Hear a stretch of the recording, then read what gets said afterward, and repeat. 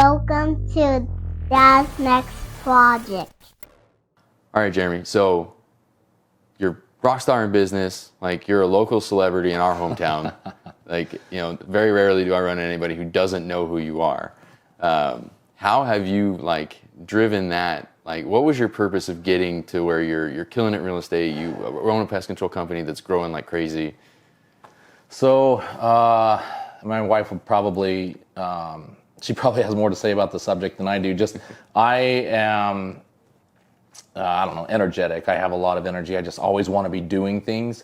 And then, I've got my family, and, I had a great childhood. I had a stereotypical childhood. My parents just really crushed it as far as what I experienced as a kid. And I wanted to be able to provide that for my kids. I wanted to take the trips. I wanted to provide experiences, all of that stuff. And so, I started the pest control company thinking that it was gonna, blow up into this big thing, and I was gonna be this millionaire and, take my kids on all these trips and stuff like that.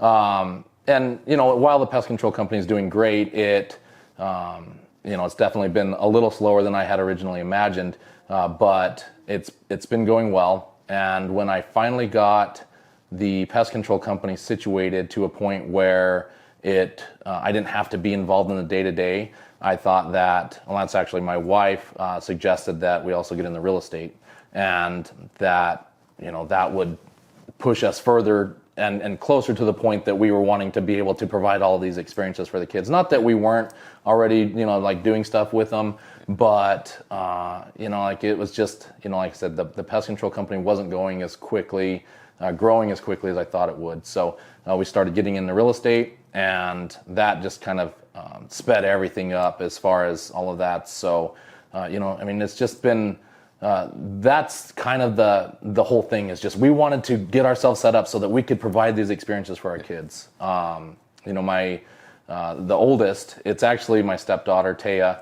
She's my wife's only kid, and my wife structured her entire life around being there for her daughter. Nice. And, I have my kids 50% of the time. So it was a great opportunity for me to build a relationship with Taya, having her there all the time.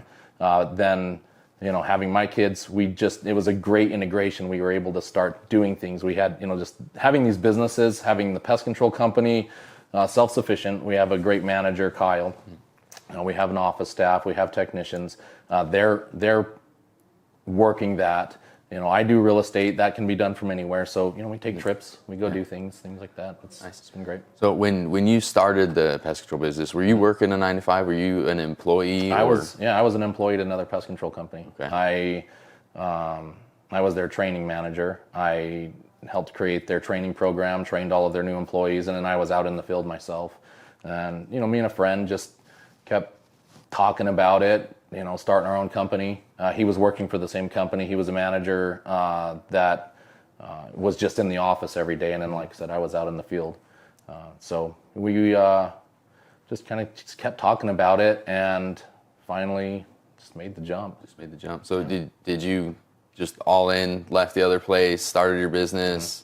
Yeah. All right. Yeah, I went Christmas 2010.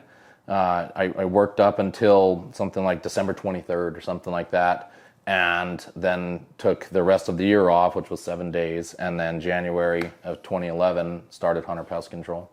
Nice. So kids at that time? Yeah, I had my two.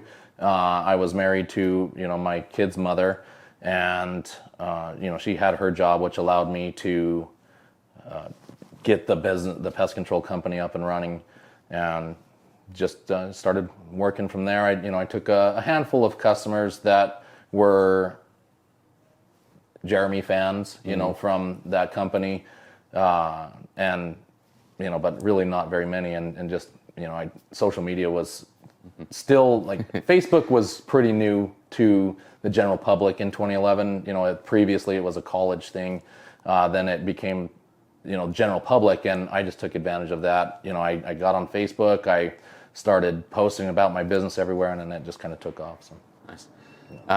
So as you're driving this business, Mm-hmm. you know, growing a new business from scratch, how are you balancing your time in the business with making sure that you're present for your family? Yeah, that's actually tough, and it was especially tough in the beginning. But I have always insisted that I have weekends off, and I know that a lot of our business coaches are like, why do you think you get weekends off? Everybody's working, but that's my family time. That's the time that I get to do the things with the family that I want to do. So I've always insisted on having weekends off. So that's the first part of it. And as I've gotten built up to the point where I have a little bit more freedom, that's where, let's take off on a Tuesday and go do something. I love taking road trips. I'll take the kids and we'll go drive down to Tombstone, Bisbee, just make a day trip out of it. I love doing stuff like that, go to Sedona. So, just little day trips like that where I can spend an entire day with the kids and, maybe they miss school, maybe it's a holiday break or something like that. But things like that are great opportunities that, it's a trip, but it's also just a day, So if you can just take little days here and there, spend the day with them, I think that's impactful to them. It means a lot to me because I get to actually spend, hours at a time sitting in the car with them, having those conversations. It's a lot easier to do that than, trying to go, like let's say you went to Universal Studios or something like that, like you're doing activities with them, but you're not able to have those conversations. So when you're in a car driving with them, that's when you can get those quality hours in while also providing some activity for them. Yeah, so the quality you're getting out of those day trips and like not super interactive, right. Like you're not going somewhere that's going to stimulate the heck out of them. You're getting the experience out of it and also experiencing something cool, history, whatever. Yeah, that's like one of my favorite day trips was we started out, we left from here, we went up through Prescott, over the top, through Jerome, down the other side in the Sedona, and then looped back around. That was a great trip. That's a beautiful drive. Yeah, it's a beautiful drive. It's historic. You've got Jerome. We stopped in Jerome. We ate lunch. We just walked up and down the streets there. It's just and then Sedona is also awesome. I think we had dinner in Sedona. It was a full day trip, but that's quality time. So that's the kind of stuff that I like to do that gets me out of work. Gets me out of the work brain, and it's hours upon hours with the kids just having these conversations. So how important are those experiences? Like even just a short one, like if you've got an hour to really spend that little bit with your kid and give them an experience or something they can hold on to, how important is that to you? Well, I look back on my life with my parents, and there's definitely situations where like you're being punished or, it was not, like the most fun or whatever. You don't really remember those. You remember the cool things, like, your dad taking you to the sports store and buying you a baseball bat and a bag and all, you remember those things. And so from my personal experience, I think that those little things, I'm hoping anyways, that my kids are going to look back when they're my age and be like, oh man, my dad used to take us on these day trips. We'd go check out Tombstone. We'd go check out Sedona, whatever it is. I am hoping that they look back on them the same that I look back on the experiences I had with my parents, as a child. So, I really hope that they're impactful the same that mine was. Nice. You mentioned that, like, you've got two, your wife had one, you guys are that would be a blended family now is what the term is. Yeah. But it's not, and you guys are family, right? Like how important is it to not even, like, you don't think about that separation? Yeah, so I just refer to Taya as my daughter. She's 19 now, she's in college, but I met her when she had just turned 10. Her dad's not in the picture. So, I'm here. She's lived with us full time. I'm the father figure to her. So there's no separation, as far as that goes. Like she's my daughter. Yeah. So, like I said, what I was saying a little bit ago, her being in our house full time and she actually, I got lucky personally. I know that some people don't have that relationship with their, step kid, but she took to me right away. And we've just always had a great relationship. And then she's been a really good big sister to my kids. So, I mean, it's really been a great experience. And I think it's important to, as a parent, accept that kid as your own, because when you do, you're not having these internal struggles of like, I need to make sure that I'm treating my kid better than this kid or any of that stuff. When they're just all your kids, like I think it's like a switch in your head that makes it a lot easier. So, I think that's kind of how I look at that situation. And just so biology doesn't necessarily make you a dad. It's the love and affection and the being there, presence, all of that. Those things are what make you a dad. Right. So there's bio dad or bio father or whatever, and then there's dad. So as far as I'm concerned, it's all about actions. And you just because you produced the genetics doesn't mean that you're entitled to being called dad or anything more than that. So I think that it's all about actions. All right. So being a father and an entrepreneur, like how are you getting your kids involved or showing them that mindset is, versus an employee or, because I'm sure you were raised similar than I was. It was, go to college, get a good job, buy a house, make a payment, whatever. Like all of the things we're all kind of groomed to do. Right. Like, if I told them I want to start a business, they'd be like, ah. Right. Definitely. I was raised in a very traditional household. Just follow the basics, as you just said. I got married at a young age. It was literally just like, I thought, okay, like it's my job to graduate high school. If I'm going to go to college or just get started in a career, get married, have kids, literally just, as quickly as possible, start your life. And that's what I did. And, you just get sucked into that life. And I was working the 9 to 5, working for this other pest control company. And I don't know, there was just something in my brain that was just like, I want to do something different. So I did. I have, again, I had a great childhood. Not going to knock my parents on anything except, and I think it's really just the generation, they don't talk to their kids about money, about credit, any of that stuff. There was, a huge discovery when I'm 18, 19, out on my own, spending money on a debit card when there's not actually money to be spent. And I end up with $200 in overdraft fees. I decided that I did not want to have my kids go make those mistakes for themselves. I wanted to educate them on that. I want to talk to them about money. I want to talk to them about credit. And then obviously in this, I had my kids when I decided to become an entrepreneur. So they've been taking this journey with me. And, my daughter Taya, I was still pretty, it was, 2013 when I met Taya. I started the business in 2011. I was still a new entrepreneur. I was 2 years into it. I'm still figuring it out for myself. So really all three of them have been taking this journey with me. And so them seeing me go through this process and go through these experiences. And again, I wanted to make sure that they were very well educated. So when they go into the world, they know what's going on. So I've included them in all of the problems, all of the issues, all of the wins, the losses, all of it. They are well aware of all of it. So there's that one thing. I would just say transparency. But then also, as we've grown and gotten into coaching and having mentors, I've actually included my kids in that. I took my son to Florida with me last year. We went to a Scale and Escape event that Kent Clothier put on. I introduced him to all of these people that are my coaches and mentors. And he actually started working with one of them and, just getting some personal coaching and mentoring from one of these gentlemen that he met there.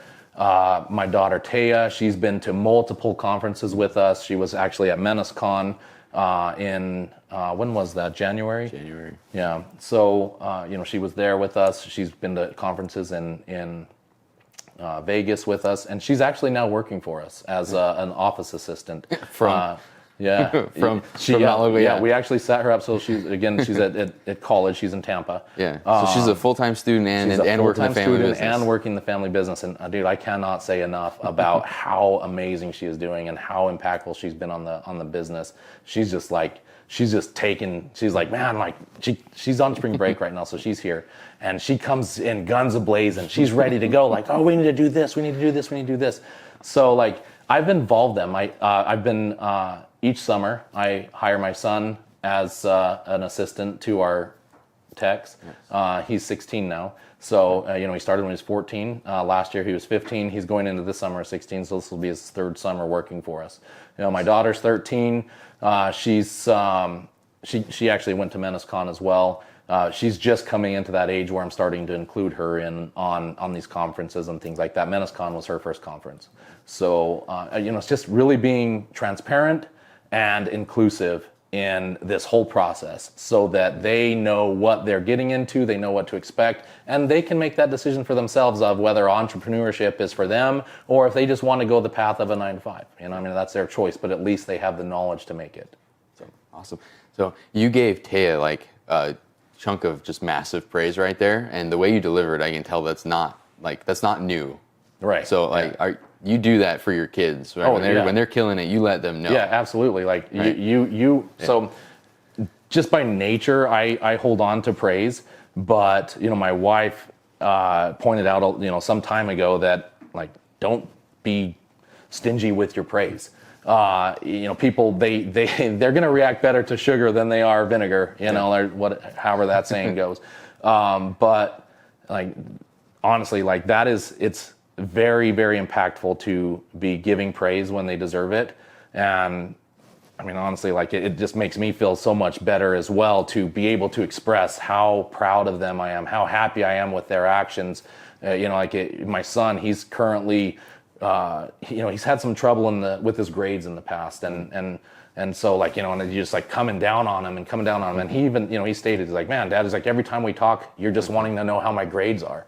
So I pulled back on that. And then he started coming to me, hey, Dad, I got my grades up. And I'm like, hey, dude, like freaking awesome, man. Like, I'm so happy. Like, and that reaction led to, but Dad, my grades are coming up even more. And now I joined the baseball team, And so I've realized that when you're giving them praise instead of going at them with their problems, you're getting better results. You're getting better reactions. There's just more happiness. So absolutely, like you give the praise, and like yes, there's parenting moments where you're like, dude, what the heck were you thinking?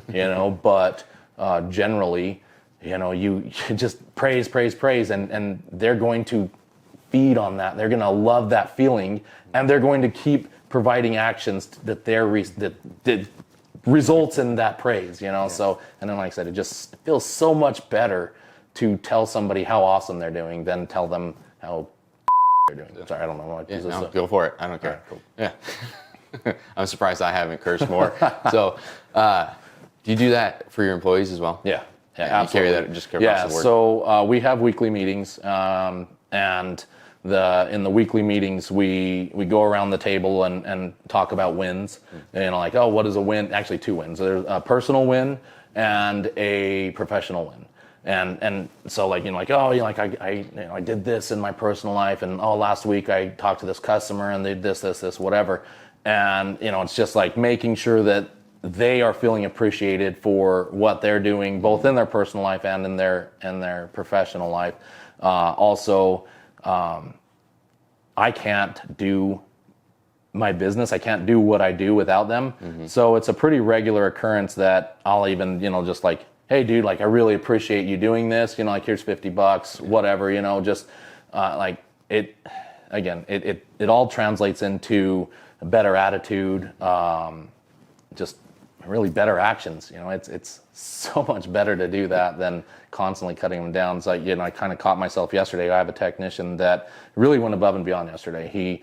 He was having some issues with his rig, and he came to me and we went and we worked through it. We went and got the parts needed. We got it situated, fixed.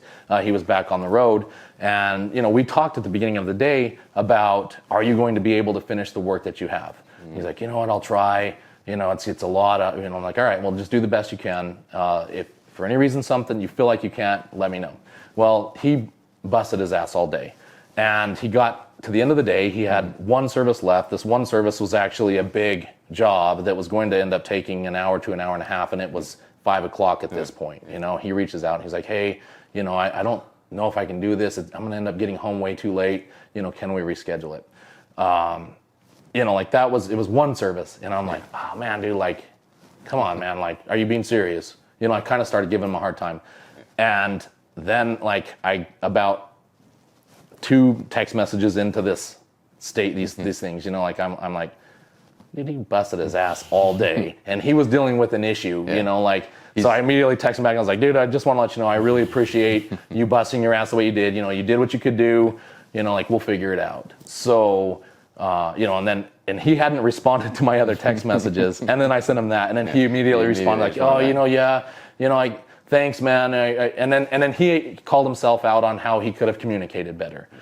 So that literally is an example of how, going at somebody doesn't get the response that you're looking for, and then you go at them with a praise and you're like, hey, dude, I appreciate what you could do, and then all of a sudden I get a response, and then him calling himself out.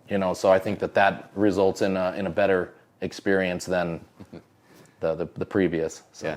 Having worked for the first half of that conversation, I would agree. Yeah. Yeah. I've been the guy on the other end, like, I don't really want to text him back. This isn't going in a good direction. I just busted my ass all day, and now he's being a dick to me. Like, no thanks. So. Well, and the same thing applies. You've got my kids are little, so they're not texting me yet. But I'm not having those conversations often. But your kids are older. I mean, they're out and they're doing things and trying to figure out how to manage time and do all those things. So that implies both. Yeah. So sure. Being able to praise your kids and not just immediately go to what do you mean you were late for this or whatever. Yeah. Hard though. Oh, it's definitely hard because you get in dad mode, and you're like, oh, I got to make sure that my son is doing everything he's supposed to do, and he's the best son that anybody could ever have, and he's going to go into the world and be this amazing guy. We want that. We want that of all of our kids. But you have to step back from that and let them know that you're proud of what they're doing. Like I said, my son, he's getting his grades up. He got on the baseball team. He also has a job, so he's doing all of these things that I am legitimately proud of. Mm-hmm. And so when he came to me, it was like 2-3 weeks ago and was like, hey dad, like I got on the baseball team, I was like, and so I was feeling proud. And so I told him, I was like, dude, this is freaking awesome. I'm so proud of you. You got a job. Your grades are coming up. You just got on the baseball team. Keep doing this. He's, because he's now got on the baseball team, his hours are cut back at work. And then he was expressing that he was a little concerned about the ability to do what he wants to do. And I'm like, dude, you keep doing this stuff, I will help you. I'm going to cover your insurance off, all of this stuff. I want you to continue doing these great things, so I will help you how I can help you. So, you are supporting him, building the habits that are going to make him way successful in the future. Yeah, for sure. So awesome. So I was spitballing with Kyle on some of this, and our first guest was Fouad. Yeah, and awesome. And he'd be going off, and I'd be so into what he's saying, and then halfway through I'd get a question pop in my head, and then I'm like, I don't want to interrupt him because he's going he's going where I want this to go. Right, this is great, and then once he's done, I'm like, yeah. No, Fouad is he's easy to listen to. That guy is he's amazing. I am so glad that I met him. He's a giver. Yeah. That guy, man. We met him in Chicago, and he just I ran into him at the gym one morning in the hotel. And then we go into this mastermind. And, I didn't know that when I ran into him at the gym, I didn't know that he was in the mastermind. Then I ran into him at the mastermind. I'm like, oh, hey, dude, you saw me at the gym this morning. Start talking. Then we ran into him that night. We were at a dinner. It was him and his wife. And it was just a coincidence that we just kind of kept running into each other. And because we kept running into each other, we started building this relationship. Or I guess more it's just I recognize you of all of these people that we're in this room with. I recognize you because I've seen you a few times.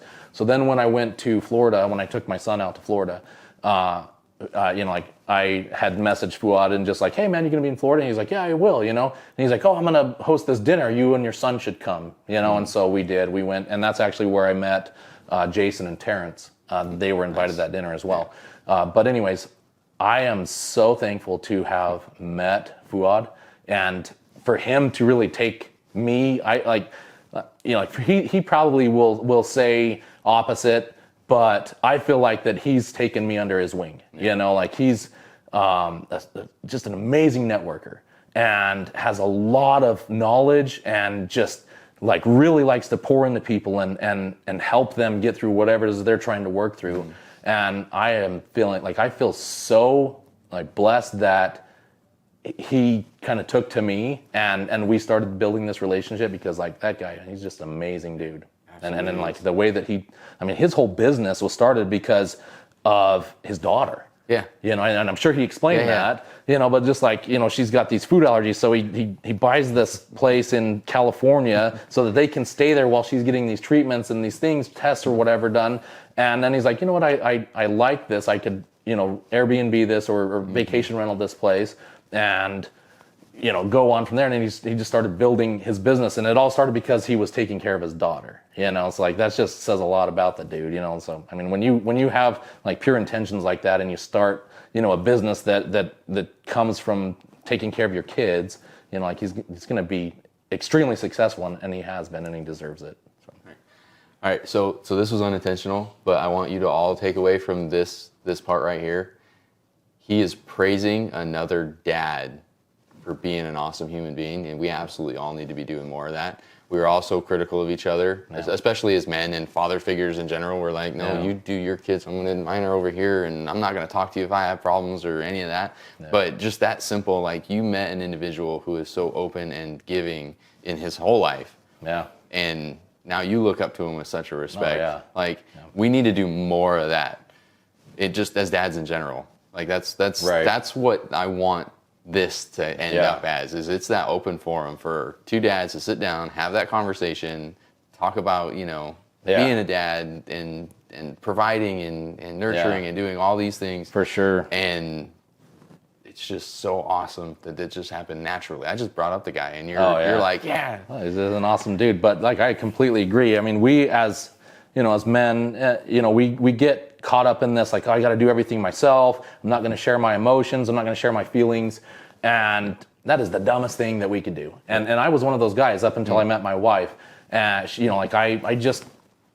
I would go about my day, and then I would take my day out on her, on my kids, whatever. And then she's one of those people that would like dig into what the problem was. She doesn't take stuff at surface value. She was like, why are you acting like this? Did I do something wrong? Why are you grouchy? And it forced me to look in and be like, no, like this actually has nothing to do with you. I don't know why I'm treating you this way. And I had to dig in and find my feelings and why I was feeling that way and what it was. And usually it was just something that happened at work. Somebody said something that annoyed me, made me mad or whatever. And then I just started holding on to it. So like I originally started sharing my feelings with her. But then, I started hanging out with these guys that I really like. Kyle's one of them. Another one is Christian. One of my best friends, Myron. I finally got to the point where I started feeling I could share my emotions and my feelings, and they actually received it instead of like being like, you suck, like don't put your feelings on me, whatever. Like they received it and they started sharing back. And like, we as men, like I said, we just traditionally or naturally just don't want to, we bottle it up. We just want to deal with it ourselves. It's kind of our nature, just be like, I'll take care of it. Like I'll figure it out. But dude, like we've all gone through a lot of similar stuff. And if we can get input from somebody else that tells us like, hey, like I've been through this, man, like let me help you through it. And first off, it helps build bond, like you actually get real friendships instead of surface level friendships. But it's so much better of a life to be able to share what you're feeling. Like I can share almost everything with my wife. I actually can share everything with my wife, but she can't necessarily relate. But Kyle can, Christian can, Myron can, like these are like when you can share your feelings and somebody else reciprocates and they've gone through a similar situation and they have advice on how they got through it. Like it is so much better of a life. Like now have the ability to, when I am feeling shitty, to realize what it is and why I'm feeling that way. I had this morning, it was a stressful morning. I got home from the gym, was dealing with some stuff with work. My wife asks me a question. She's obviously feeling the stress as well. She kind of snaps at me, and then I just immediately blow up at her, and I'm like, blah, blah, blah, blah. She's like, why are you yelling at me? I was like, because you yelled at me. And I'm like, I got to get ready for work. I go upstairs. I get upstairs, and I'm starting to get ready, and I immediately went into my feelings, and I'm like, I did not need to snap at her. She didn't need to snap at me, whatever. I'm upstairs, she's downstairs. I sent her a text message like, hey, I'm sorry. We're obviously both stressed out. We're both just trying to figure out how to deal with this. Thank you so much for helping me. And I am definitely going to try to help you. And I will definitely try not to be an idiot. Yeah. I was like, so just to be able to get into your feelings and share them, it's a lot better life. Your relationship with your wife is going to be better. And then just having dudes that you can spend time with and actually have real conversations it's priceless, really. Yeah. It's awesome, isn't it? Yeah. Yeah. I mean, obviously we've got Kyle's. Right. Kyle's in my small circle too, so he's been great. Right. Yeah. Awesome. Kyle's another giver. He's a top tier. Yeah. Top Kyle's one of those givers that give to his own detriment. Yes. So I was having the conversation with Kyle this morning. I'm like, hey, dude, it's all right for you to be selfish right now. Yeah. Be selfish right now. Then after you get through the selfish phase, then find a happy medium where you're not just giving all the time. That's Kyle's nature, is to just give. Oh, yeah. Give. And he really needs to understand that he can be a little selfish sometimes. And, right now he can be all the selfish he wants. And then he can, like I said, find a happy medium. Give, definitely give, but also make sure that you're enjoying your life. So. So, and let's give Julie Ray some praise too. Oh, because I've never heard anybody say anything even remotely negative. She's always just seems so cheerful and interactive. And so I 100% give Julie Ray credit to my life. When I met her, I had the pest control company, but I was making $30,000 a year.